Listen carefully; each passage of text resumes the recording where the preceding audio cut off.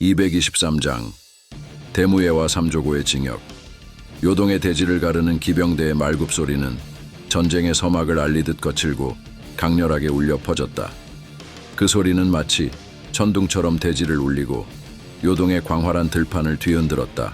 그들의 뒤로 성산자산성의 높은 성벽이 점점 멀어져 갔다. 굳건하게 서 있던 그 성벽은 이제 더 이상 그들에게 피난처가 아니었다. 대무예는 기병대를 이끌며 말 위에서 우뚝 서 있었다.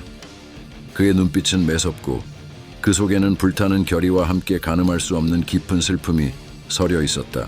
대무예는 가벼운 무장을 하고 마치 까마귀가 하늘을 나는 듯한 민첩함을 갖추고 있었다.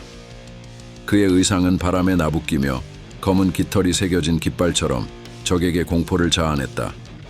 그는 전설 속의 까마귀 대장군처럼 모든 것을 내다보며 징역을 준비하고 있었다. 옆에서 말을 달리던 생애는 대무예를 바라보며 경외의 눈빛을 감추지 못했다. 그의 목소리에는 깊은 존경이 담겨 있었다. 대무예 태자님, 정말 까마귀 대장군님이 다시 살아오신 것 같습니다. 대무예는 생애를 향해 고개를 끄덕였다. 그의 얼굴에는 흔들림 없는 결의가 깃들어 있었다. 우리의 임무는 분명합니다. 해족에게 고구려가 아직 살아있음을, 발해의 불길이 꺼지지 않았음을 보여주어야 합니다. 천하에 알릴 것이다. 발해가 날아오르고 있다는 것을. 그의 말이 끝나기 무섭게 대무예는 크게 외쳤다. 전진하라. 우리는 까마귀 전사다. 삼조고의 긍지를 잊지 마라. 해족에게 삼조고는 결코 죽지 않는다는 것을 알려주자. 그의 목소리는 전투의 북소리처럼 울려 퍼져 대지에 메아리쳤고 전사들의 가슴 속에 깊이 새겨졌다. 전사들의 함성은 점점 더 커져갔다. 대무예 만세, 삼조고 만세, 까마귀 만세. 그들의 가슴 속에는 마치 까마귀의 영혼이 깃든 듯 불굴의 의지가 타오르고 있었다. 요동의 들판은 끝없이 펼쳐져 있었고 그들 앞에는 해족의 영토가 기다리고 있었다. 말굽 소리는 점점 더 거세졌고 기병대는 빠르게 전진했다. 대무예의 마음속에는 까마귀 대장군의 영혼이 살아 숨쉬고 있었다. 그는 조심스럽게 까마귀 대장군이 남긴 전략을 떠올리며 전투의 결의를 다졌다. 척후병이 거친 숨을 몰아쉬며 먼지 속에서 달려왔다. 그의 말은 지쳐 있었고 눈에는 긴장이 서려 있었다. 척후병은 대무예 앞에서 급히 말에서 내려 숨을 고르며 외쳤다. 황태자 전하, 해족이 10만여 명이 무리지어 있었습니다. 그들은 아직 우리의 징역을 눈치채지 못한 듯 보였습니다. 걸사비우는 눈을 빛내며 다급하게 물었다. 적의 무장은 어떠하더냐? 그들이 우리의 접근을 알고 있느냐? 척후병은 머리를 저으며 답했다. 전혀 모르고 있는 듯 했습니다. 그들은 한가롭게 무리지어 있었습니다. 걸사비우는 대무예를 보며 희미한 미소를 지었다. 그의 눈에는 대무예에 대한 신뢰가 가득 차 있었다. 과연 황태자 전하의 결단이 빛을 발합니다. 적들은 우리가 온 것을 꿈에도 모르는 듯합니다. 어떻게 하시겠습니까? 대무예는 말을 멈추고 그를 따르는 임한 전사들을 돌아보았다. 그의 목소리는 웅장하고도 강렬하게 울려 퍼졌다. 삼조고의 전사들이여, 까마귀 전사들이여, 적은 우리가 온 것을 모르고 있다. 그대들은 적에게 지옥을 보여줄 각오가 되어 있는가? 전사들은 일제히 우렁찬 함성을 지르며 대답했다. 우와와와와, 적에게 지옥을 보여주자. 지옥문을 열어라. 대무예는 환두대도를 하늘 높이 치켜들고 다시 한번 외쳤다. 가자. 적의 심장에 삼조고를 꽂아라. 고구려는 죽지 않았음을 보여주어라. 발해가 떠오르고 있음을 증명해라. 지옥문을 열어라. 전사들의 사기는 하늘을 찌를 듯 높아졌고 그들의 함성은 마치 천둥처럼 요동의 대지를 진동시켰다. 걸사비우는 대무예를 따라가며 목청껏 외쳤다. 삼조고를 높이 들어라. 우린 삼조고 전사다. 까마귀 전사다.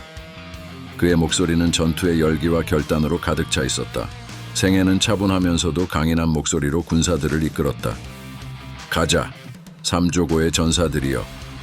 그의 말은 마치 전쟁의 신이 직접 내리는 명령처럼 울려 퍼졌다.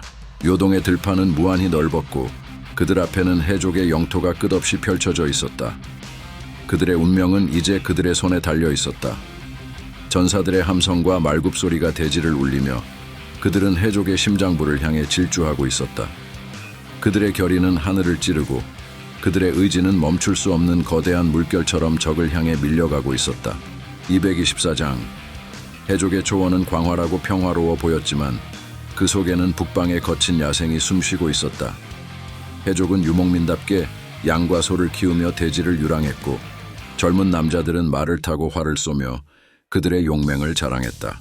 그들은 발해의 건국 소식을 들었으나 까마귀 대장군이 죽었다는 소식을 들은 후 더 이상 발해를 두려워하지 않았다. 발해는 그들에게 힘을 잃은 존재에 불과했고 해족은 오히려 당나라와의 교류를 통해 세력을 비축하는 데 집중하고 있었다. 그러나 그들의 방심은 오래가지 않았다. 어느 날 발해군의 갑작스러운 공격이 시작되었다. 예상치 못한 기습에 해족은 혼란에 빠졌다. 전방의 장수는 발해군을 보며 그들이 두려워하던 까마귀 전사들이 돌아왔다는 것을 깨달았다. 요동과 북방을 호령하던 악명 높은 까마귀 전사들이 다시 나타난 것이다. 칼날 같은 차가운 바람이 대지 위를 휘돌고 대무예와 그의 기병대는 해족의 진영을 향해 맹렬히 돌진했다. 대무예의 말은 번개처럼 빠르게 움직였고 그 말 발굽이 대지를 세차게 밟으며 흙먼지를 일으켰다. 그의 눈빛에는 불타는 결의와 깊은 슬픔이 스며들어 있었다. 그 슬픔은 그의 심장 깊은 곳에 자리 잡은 고통의 한 조각이었다. 대무예는 대조영의 아들로서 자신의 운명을 무겁게 받아들이고 있었다. 형제들이여, 우리의 시간이 왔다. 대무예는 전장을 가로지르며 외쳤다. 그의 목소리는 전투의 소음 속에서도 선명하게 울려 퍼졌다. 까마귀는 죽지 않았다. 우리가 그 증거다. 해족은 기습에 놀라 전열을 가다듬으려 했지만 이미 늦었다. 발해군의 돌격은 거침이 없었다. 번쩍이는 검과 창이 전투의 열기 속에서 불꽃처럼 빛났고 전장은 더욱더 뜨거워졌다. 대무예의 환두대도는 적의 방패를 순식간에 산산조각내며 그의 말은 미친 듯이 적진을 휘저었다. 그의 눈은 매서운 독수리처럼 적의 움직임을 놓치지 않았고 그의 칼날은 번개처럼 빠르게 적의 목을 겨누었다. 전방의 해족 장수는 대무예를 발견하고 경악했다. 저것이 바로 까마귀의 헌신이다. 그는 외쳤다. 그들이 돌아왔다. 우리의 운명이 이 싸움에 달려있다. 대무예는 말 위에서 환두대도를 휘두르며 마치 악귀처럼 해족의 목을 베어나갔다. 그의 무위와 과감성은 적의 심장과 목을 꿰뚫었고 그의 움직임은 마치 춤을 추는 듯 유려했다. 그의 칼날은 적의 피로 붉게 물들었고 그 모습을 본 해족의 전사들은 공포에 휩싸였다. 적에게 자비를 베풀지 마라. 발해를 적으로 둔 자에게 최후를 보여주어라. 한 놈도 살려두지 마라. 대무예의 지시에 따라 이만의 기병대는 해족의 목을 베어나갔다. 젊은 대무예의 과감한 결정에 신뢰를 보내지 못했던 전사들조차 이제는 그의 리더십에 경외감을 느끼고 있었다. 그들은 마치 다시 시작된 까마귀 전설의 일부가 된 것처럼 전투에 임했다. 전진하라. 대무예가 외쳤다. 우리의 땅을 지키고 우리의 영광을 되찾자. 그의 목소리는 전장을 가로질러 울려 퍼지며 적군의 심장을 얼어붙게 만들었다. 전투는 치열하게 계속되었으나 해족의 전사들은 발해군의 기세를 감당할 수 없었다. 대무예는 적진 깊숙이 파고들어 해족을 반으로 갈라놓고 생해와 걸사비우는 흩어진 해족을 각계격파하고 있었다. 발해군의 검은 끊임없이 적의 피로 물들어갔다. 걸사비우는 대무예의 옆에서 싸우며 외쳤다. 이제 우리는 승리를 쟁취할 것이다. 까마귀의 혼이 우리와 함께 있다.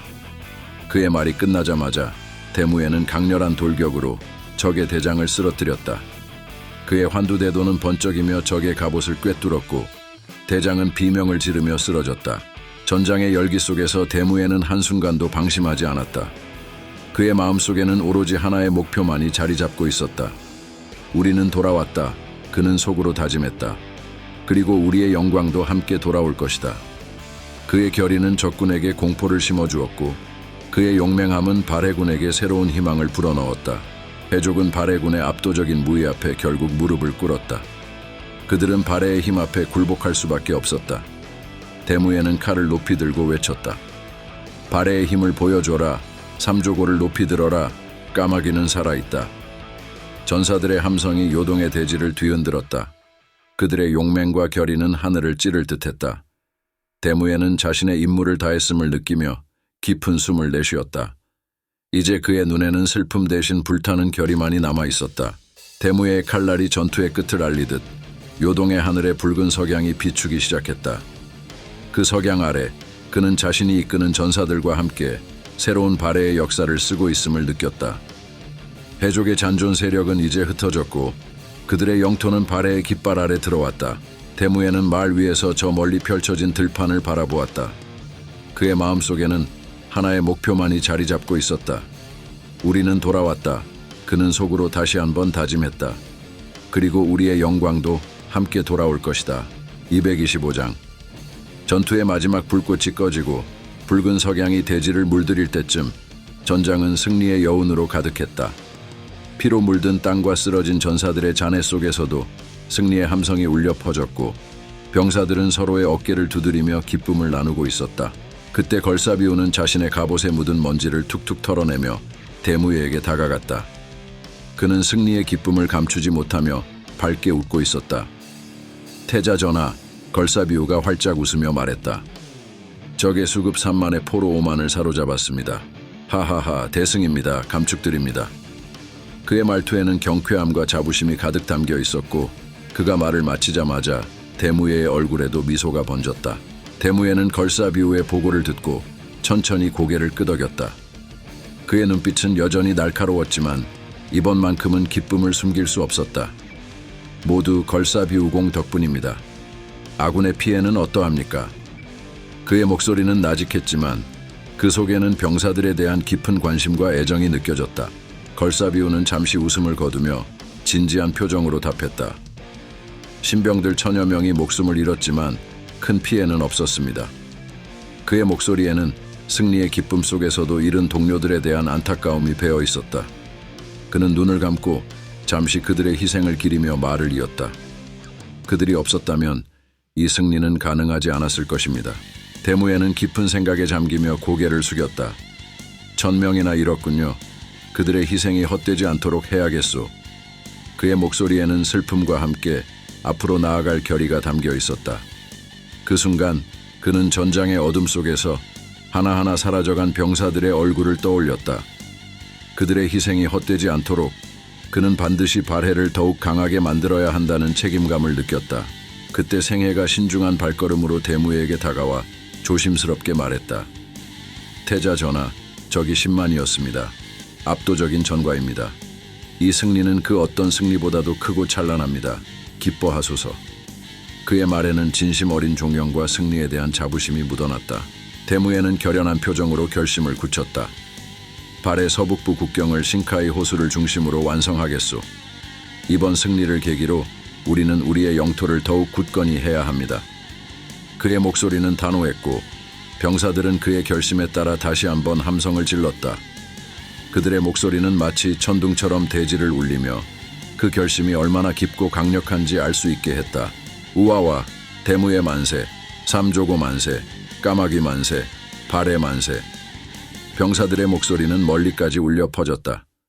그들은 모두가 하나 된 마음으로 승리를 기뻐하며 대무예의 명령에 따라 앞으로 나아갈 준비를 했다. 대인, 구독과 좋아요 부탁드리겠습니다. 쏘인, 목숨을 바치겠습니다.